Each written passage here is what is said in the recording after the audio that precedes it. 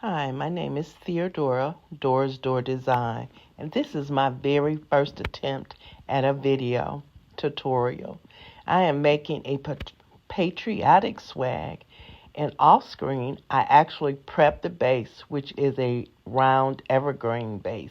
I squeeze the sides together to make an oval, and then I fluff the pine branches. I started out, as you can see, with a 10-inch deco mesh. I cut this mesh into 12 strips at 25 inches. Now I'm making the ruffles. I folded the beginning under to help hide the edge. Then I began ruffling up the center of the mesh, creating the ruffle that looks like a bow tie when you put it in. I then added the ruffle into the evergreen base with the pine twist, fanning out each ruffle as I go. I continue to do this until all 12 pieces have been put into the base.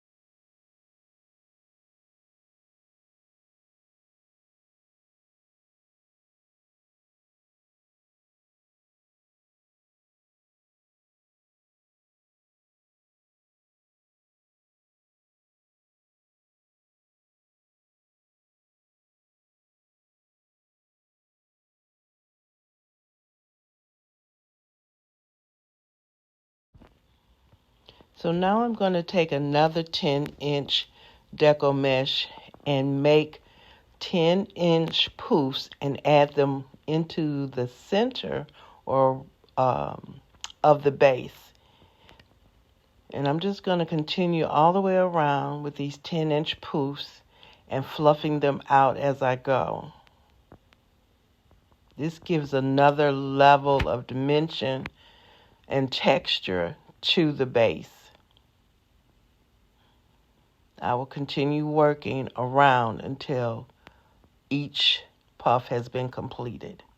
It should be approximately 10 to 12 puffs around the entire base.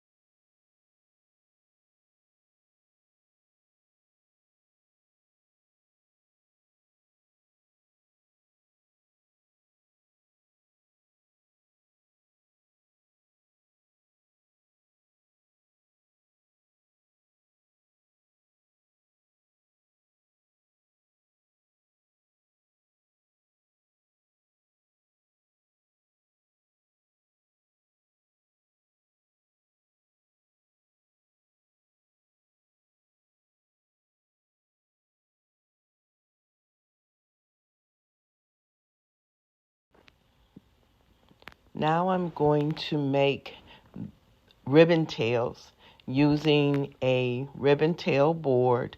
I'm going to wrap the ribbon around 12 times and then cut it off. I'm going to do this with two different ribbons, both being 2.5 inches. I will dovetail the ends as I go along. I will continue doing the same thing with the second ribbon, making tails by wrapping around the tail board 12 times and then taking it off, cutting the ribbon, and then dovetailing it as well.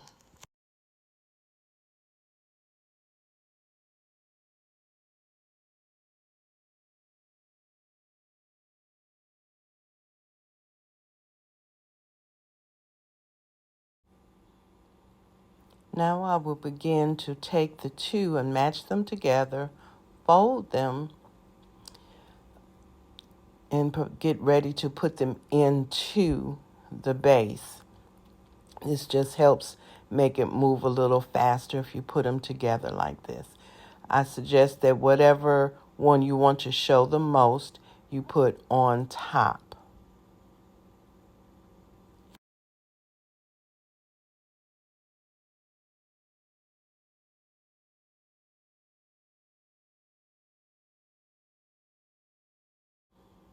Now I'm pinching the center or pleating the center of the ribbons and adding them into the pine twist and fluffing out. Again, I'm pleating the center and adding it into the pine twist.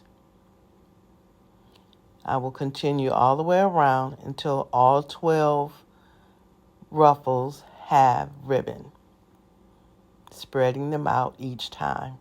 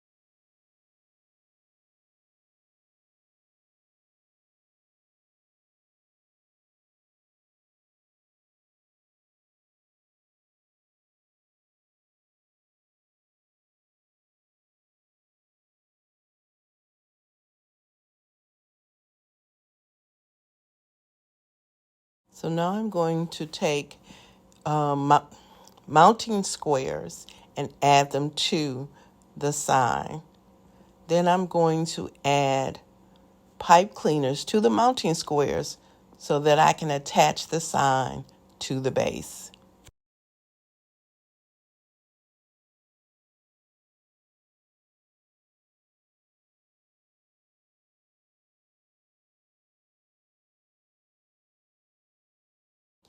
Now I'm going to decide where I want the sign and then attach it to the base with the pipe cleaners.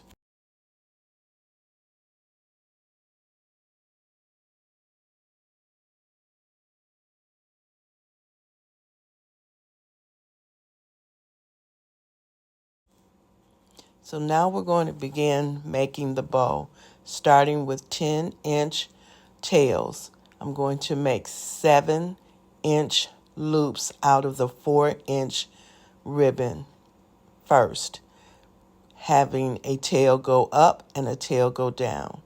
Then I will start with the next layer, which will be with a 2.5-inch ribbon, making a 10-inch tail and making slightly smaller loops for this layer as well. This time I will utilize 2 loops on each side.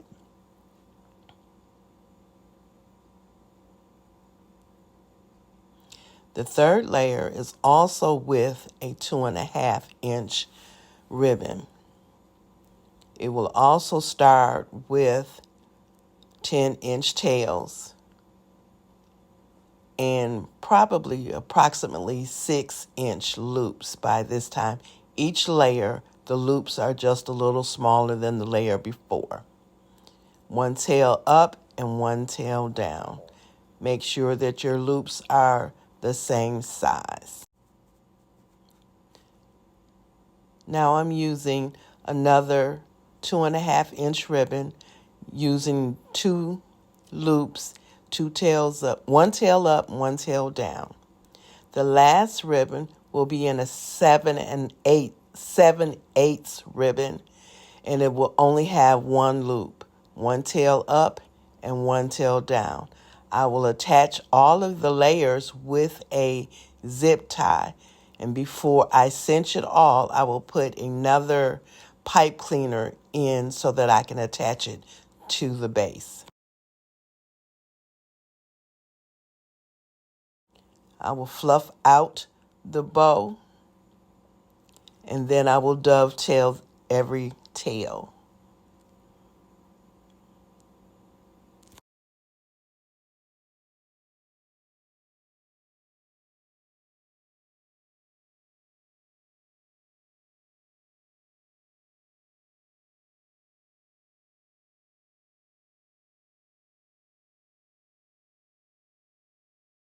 Now I'm going to take all of the picks and separate them by cutting them off the stem.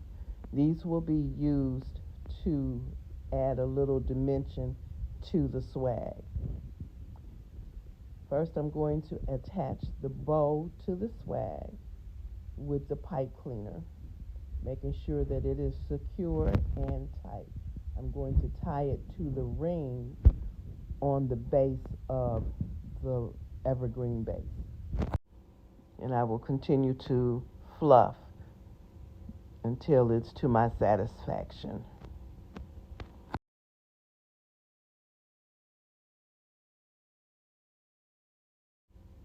Now we will begin to add in the picks around the bow, and the balls will go around in various places. Some will be in the ribbon tails and the ruffles, and some will just accent throughout the base.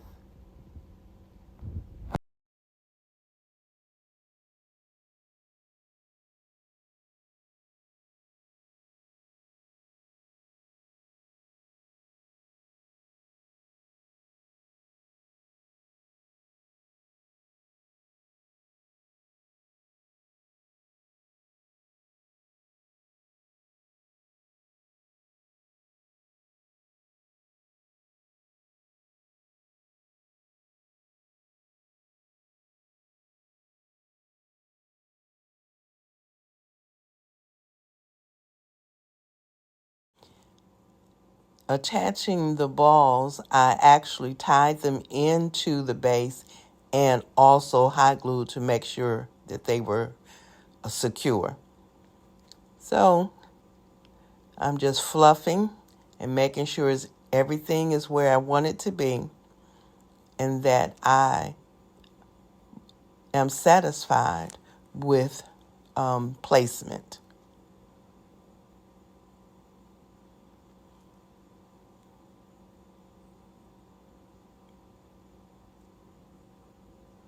Now I'm curling some of the ribbon tails to give some more dimension. So there it is, all done.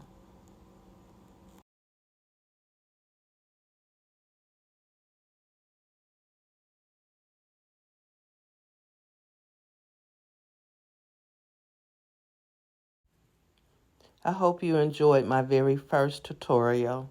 It needs work, but I thank you for watching. Bye-bye.